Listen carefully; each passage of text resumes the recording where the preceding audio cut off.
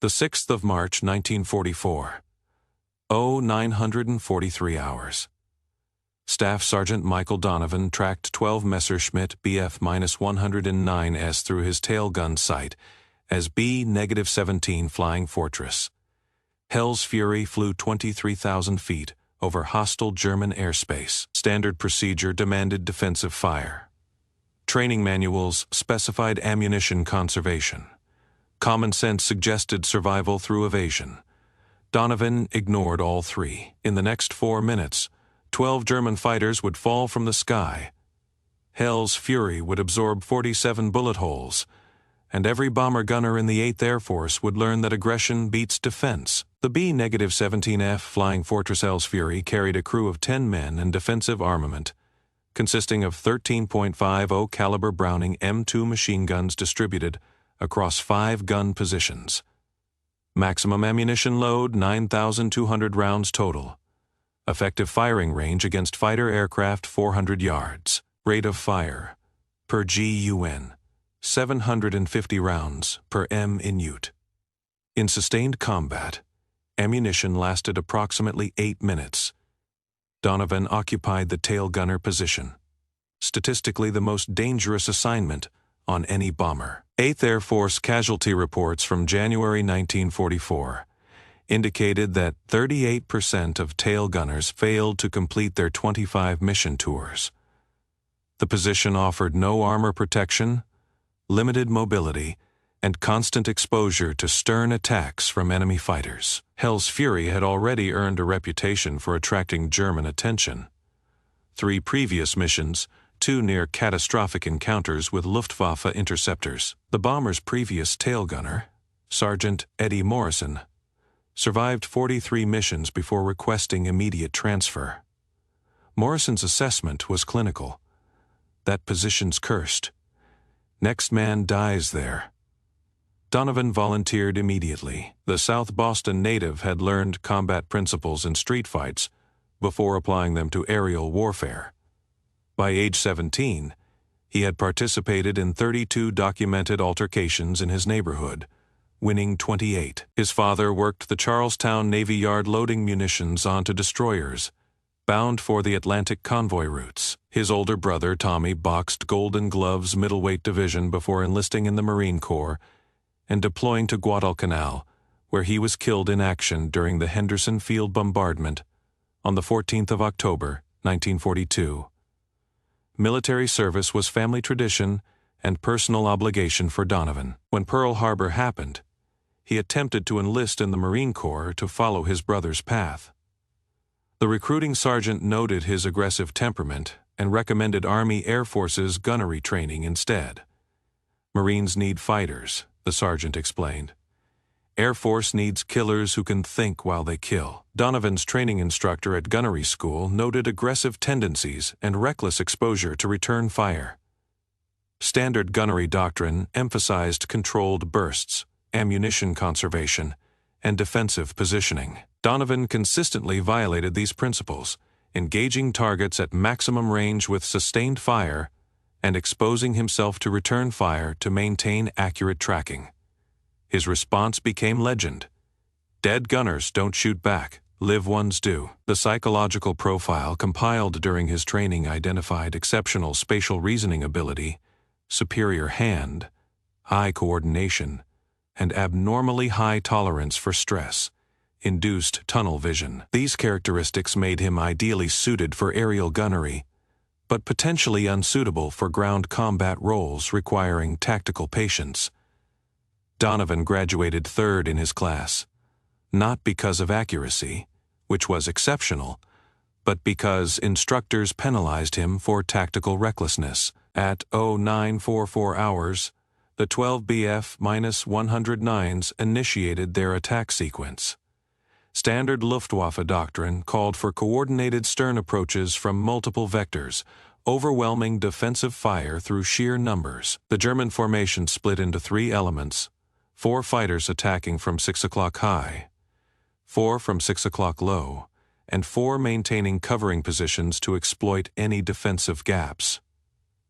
These were not inexperienced pilots. Luftwaffe records would later reveal that the attacking formation included veterans from Jägerschwader 11, commanded by Major Gunther Rahl with 275 confirmed kills. The squadron had participated in the defense of Germany since 1943, accumulating combat experience against American bomber formations throughout the strategic bombing campaign. Their aircraft were Messerschmitt Bf-109G-6 variants, equipped with 20mm MG-151 cannons and 13mm MG-131 machine guns.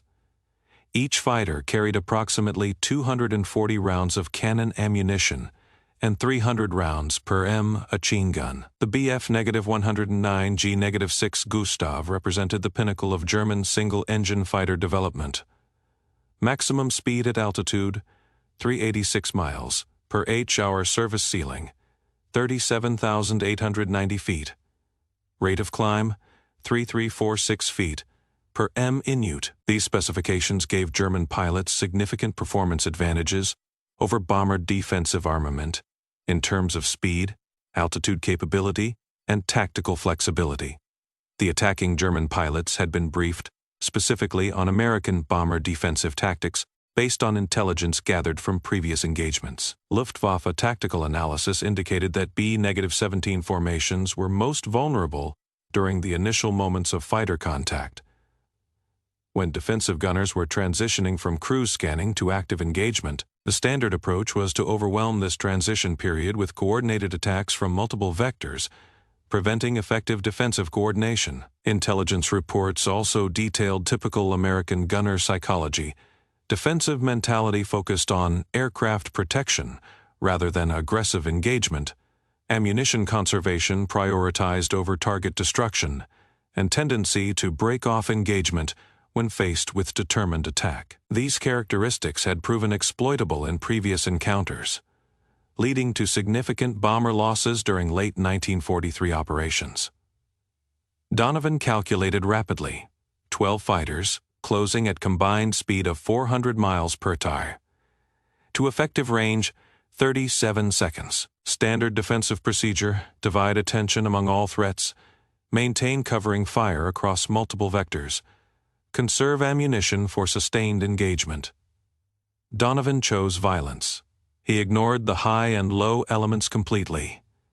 His twin .50 caliber Brownings locked onto the lead fighter in the 6 o'clock direct attack. Range 1,200 yards, far beyond effective accuracy for most gunners. Donovan opened fire anyway. The technical challenge of accurate gunnery at 23,000 feet altitude required compensation for multiple environmental factors.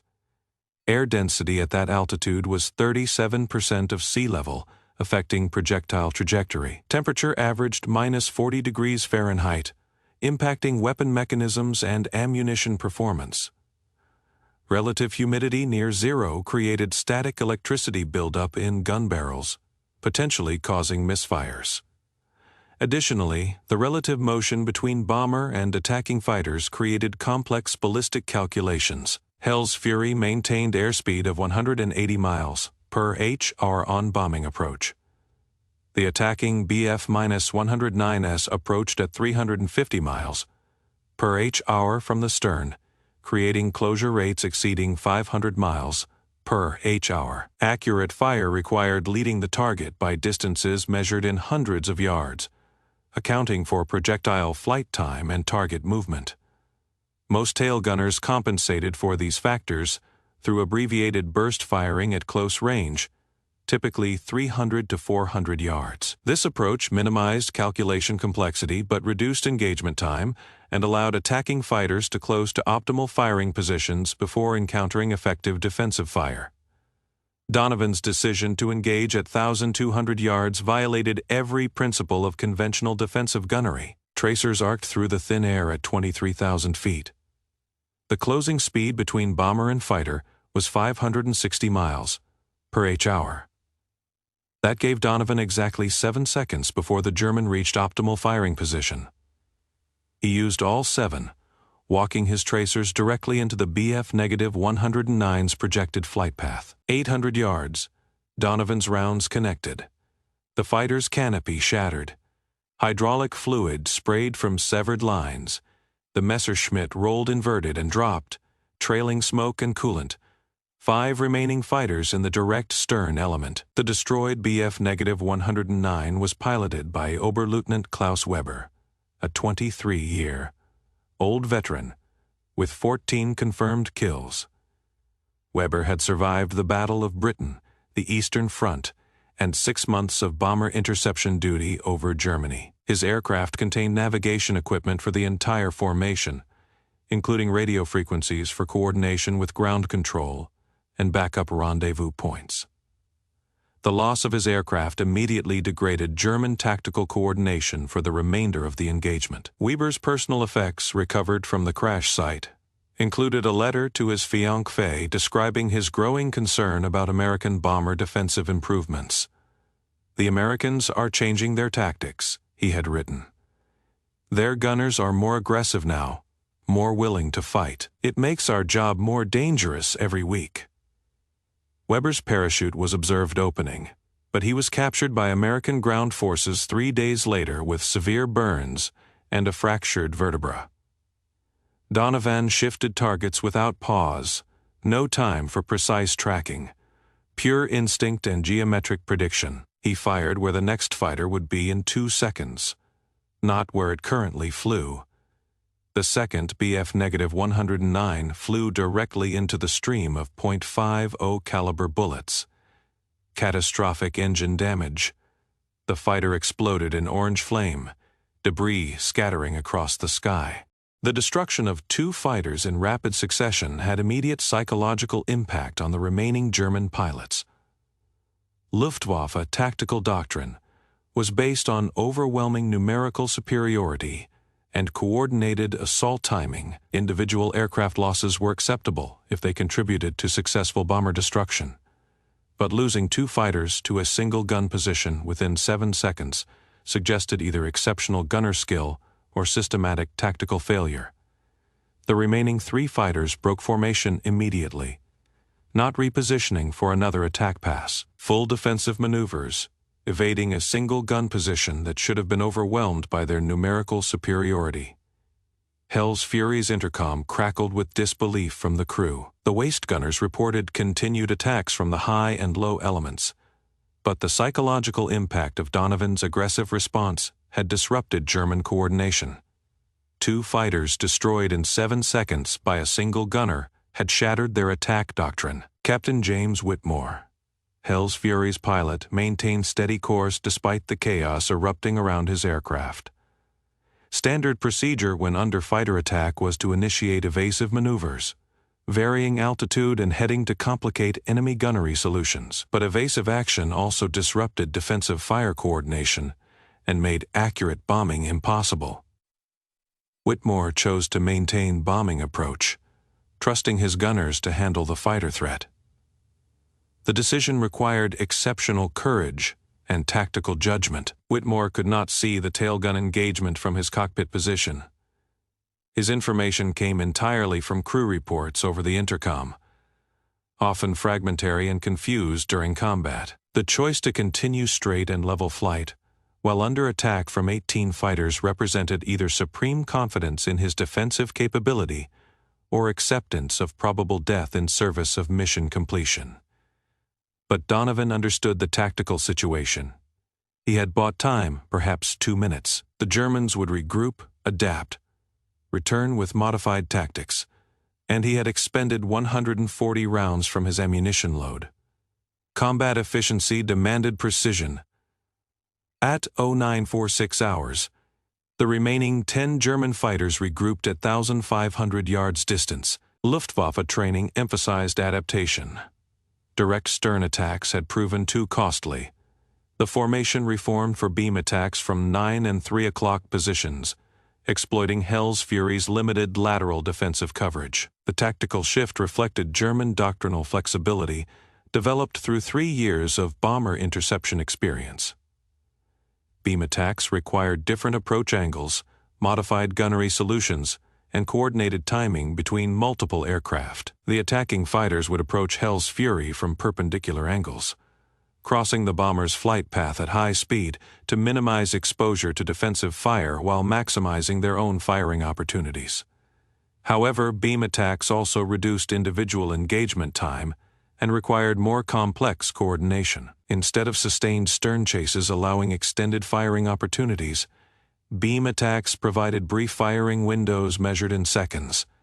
Success depended on precise timing and exceptional marksmanship. The German pilots were adapting their tactics in real time based on the unexpected effectiveness of Hell's Fury's tail defensive position.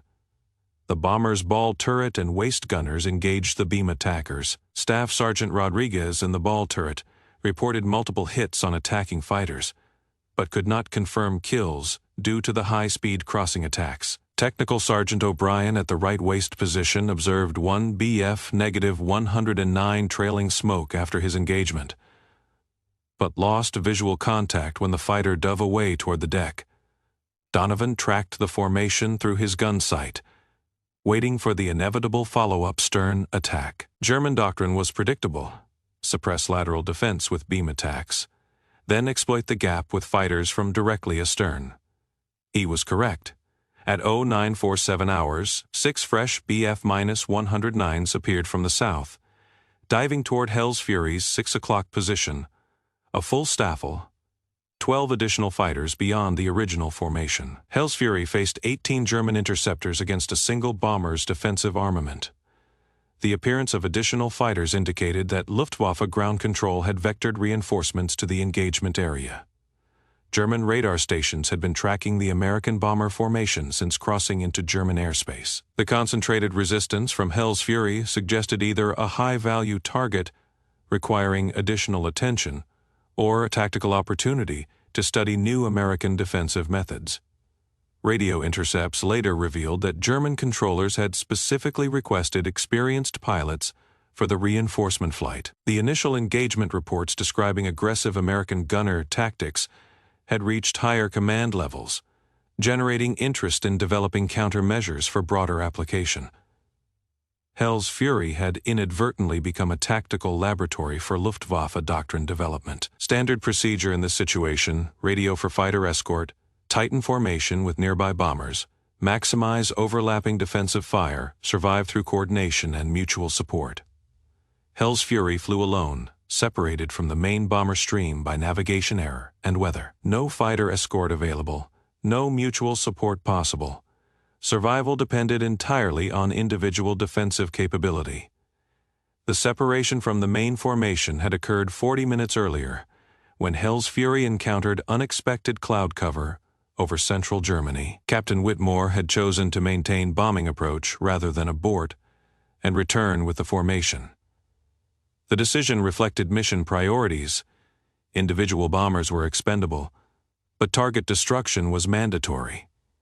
Strategic bombing doctrine emphasized results over aircraft preservation. However, the isolation also eliminated mutual defensive support that typically protected individual bombers during fighter attacks. B-17 formations relied on overlapping defensive fire from multiple aircraft to create protective zones that discouraged fighter approaches. A single bomber, regardless of crew skill, could not generate sufficient defensive fire to replicate this protection. Donovan made his calculation: 18 fighters total. Approximately 200 rounds remaining in his ammunition load. Mathematical impossibility through conventional defensive tactics. Success required psychological warfare. The ammunition shortage was becoming critical. Sustained combat at maximum rate of fire consumed .50 caliber rounds at approximately 20 rounds per s-econ for both guns combined. Donovan had been firing intermittently for 3 minutes, with 2 periods of sustained fire lasting 15 seconds each. Simple arithmetic indicated insufficient ammunition for extended engagement against 18 attacking fighters. Standard ammunition conservation would require reducing rate of fire and limiting engagement to close-range certainty shots. This approach might extend combat capability, but would surrender the psychological advantage of aggressive early engagement that had disrupted the initial German attack. Donovan faced a tactical choice: conservative ammunition management, or continued psychological pressure. The 6 fresh BF-109s dove in loose formation, obviously confident that a single bomber could not survive sustained attack from 18 fighters. Their approach was methodical, professional, textbook Luftwaffe doctrine. Donovan waited until they committed to their attack vector, then opened fire at maximum range, 1,400 yards, far beyond accurate shooting distance. Most gunners would wait for 400-yard certainty. Donovan filled the sky with tracers, creating a psychological barrier of apparent defensive capability. The lead German pilot saw the heavy machine gun fire and instinctively adjusted his approach, breaking attack formation to evade the seemingly impossible accurate fire from extreme range. The formation scattered, not because Donovan's fire was particularly effective at that distance, but because his aggressive response contradicted their tactical assumptions.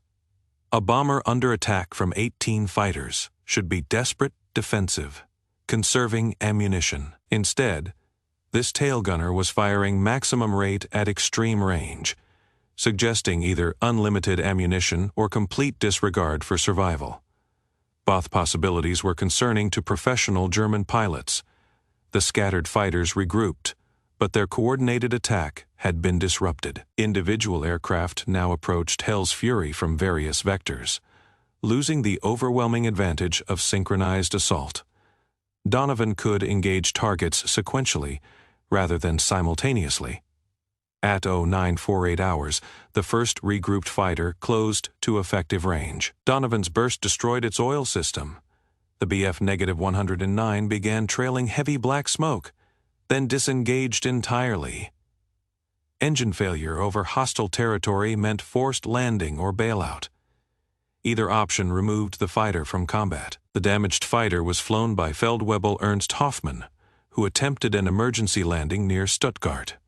His aircraft struck power lines during approach, causing additional structural damage and a fuel fire. Hoffmann survived with second-degree burns and a broken collarbone.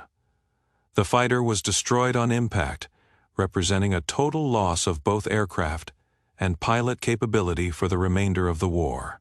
Hoffmann's forced landing was observed by German ground personnel, who reported the incident to Luftwaffe intelligence. The report noted that the pilot attributed his aircraft damage to exceptionally aggressive defensive fire from American tail gunner, using non-standard tactics. This information was forwarded to bomber interception training schools as an example of evolving American defensive methods. Second fighter. Third, Donovan's ammunition load decreased steadily, but each engagement resulted in damaged or destroyed German aircraft. His mathematical precision proved accurate. Individual targeting was significantly more effective than defensive spray patterns. The tactical success was creating strategic complications. Each destroyed or damaged German fighter represented trained pilot losses that could not be easily replaced. Luftwaffe pilot training programs were already struggling to maintain experienced pilot strength due to combat attrition and fuel shortages. Additional losses in individual engagements accelerated the overall degradation of German air capability. Moreover, the psychological impact was spreading beyond the immediate engagement. Radio communications between German fighters were being monitored by Allied intelligence stations, revealing increasing concern among Luftwaffe pilots about American defensive improvements. References to aggressive American gunners and non-standard defensive tactics appeared in multiple intercepted communications throughout March 1944. By 0950 hours, Hell's Fury had absorbed significant battle damage. 47 bullet holes punctured the fuselage, wings, and tail section. Hydraulic lines leaked fluid. Control cables showed stress damage. The starboard engine indicated reduced oil pressure, but the bomber remained airworthy, capable of continuing the mission. The battle damage assessment revealed the extent of German fire accuracy, despite Donovan's defensive success. 20mm cannon rounds had penetrated the bomber's aluminum skin in multiple locations, creating 12-inch entry holes and extensive internal fragmentation. The starboard engine had sustained hits to the cooling system, reducing operating efficiency by approximately 25%. Control cable damage limited elevator authority to 60% of normal range. Flight Engineer Technical Sergeant Murphy reported additional concerns about fuel consumption. Battle damage to the fuel transfer system had disrupted normal fuel management procedures, creating potential range limitations for the return flight. Navigation equipment had sustained minor damage from shell fragments, complicating dead reckoning calculations for the homeward course. Despite these complications, Hell's Fury maintained formation integrity and bombing capability. The Norden bomb site remained functional. Bomb bay mechanisms operated normally. The aircraft could complete its primary mission, despite significant structural damage and reduced performance margins. More importantly, the German fighter formation had been decimated. Of 18 original attackers, only 7 remained in combat condition. 6 destroyed, 5 damaged and withdrawn. The loss rate was catastrophic by Luftwaffe standards. Continuing the attack would cost more aircraft than the destruction of a single bomber justified. At 0951 hours, Donovan's ammunition load reached 0. His twin .50 caliber guns fell silent. Hell's Fury was now defenseless against stern attacks, with 7 German fighters still in the area and aware of the situation. Standard Luftwaffe procedure when enemy defensive capability was neutralized. Close formation attack from the undefended vector. Systematic destruction with minimal risk. The remaining 7 BF-109s reformed for exactly this purpose, approaching from directly astern where Donovan's empty guns could not cover. Donovan understood the tactical reality. No ammunition, no defensive capability. Certain death approaching at 350 miles per hour. But he retained one weapon: psychological conditioning. The concept of psychological warfare in aerial combat had been developing throughout the war as pilots and gunners recognized the importance of morale and perception in determining engagement outcomes. Fear of effective defensive fire often proved as valuable as actual defensive capability in deterring attacking fighters. Reputation for aggressive defense could provide protection equivalent to additional armor or armament.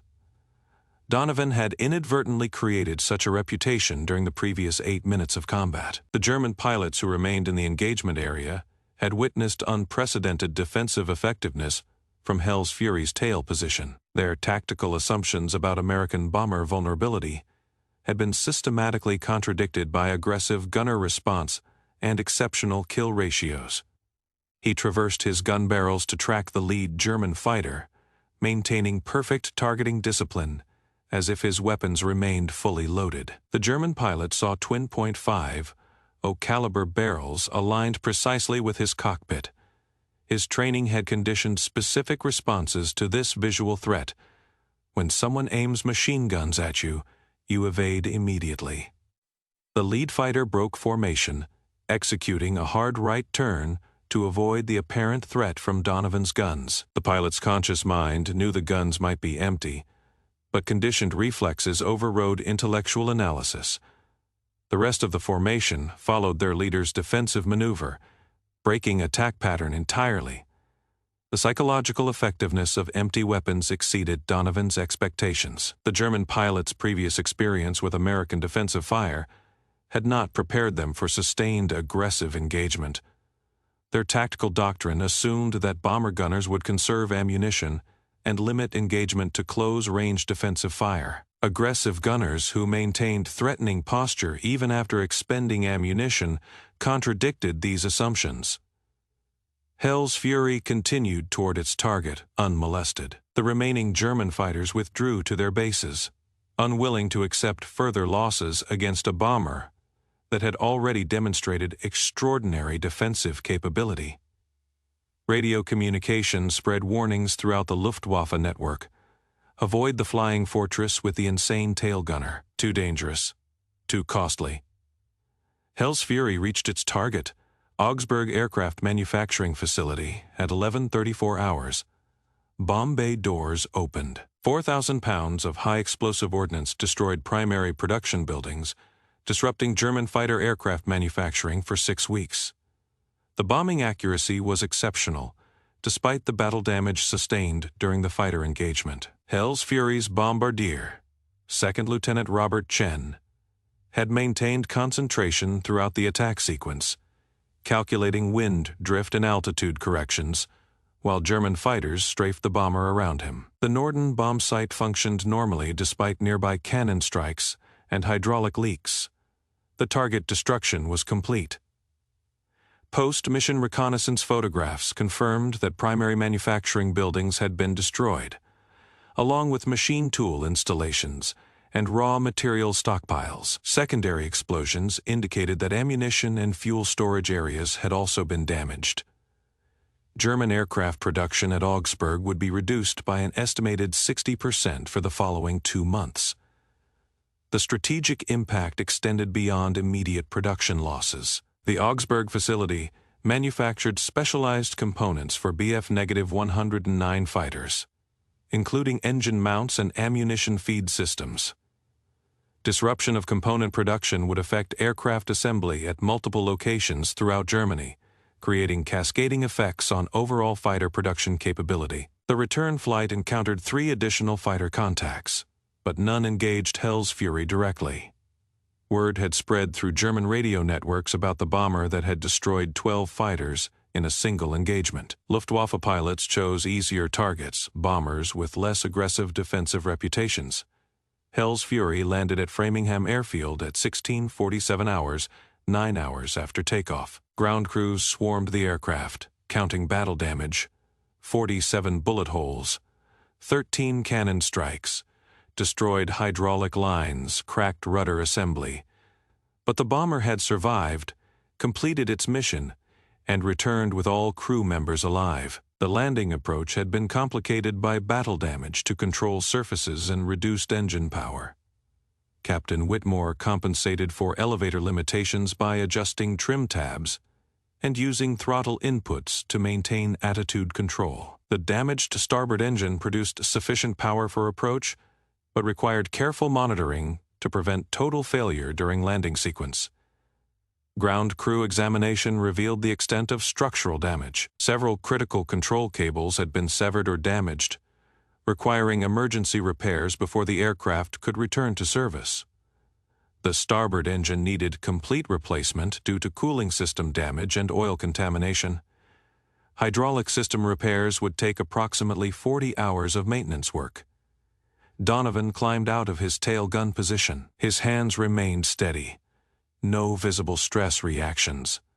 The crew chief found him sitting on the tarmac, smoking a cigarette. "You used everything," the chief observed, examining the empty ammunition boxes. "Had to?" Donovan replied. "They kept coming." The understated response typified Donovan's attitude toward his combat performance. Post-mission interviews revealed no awareness of tactical innovation or historical significance. His approach to aerial gunnery was pragmatic. Identify threats, engage threats, eliminate threats. The psychological and doctrinal implications were secondary considerations. Medical examination found no evidence of combat stress or physical injury. Donovan's vital signs were normal.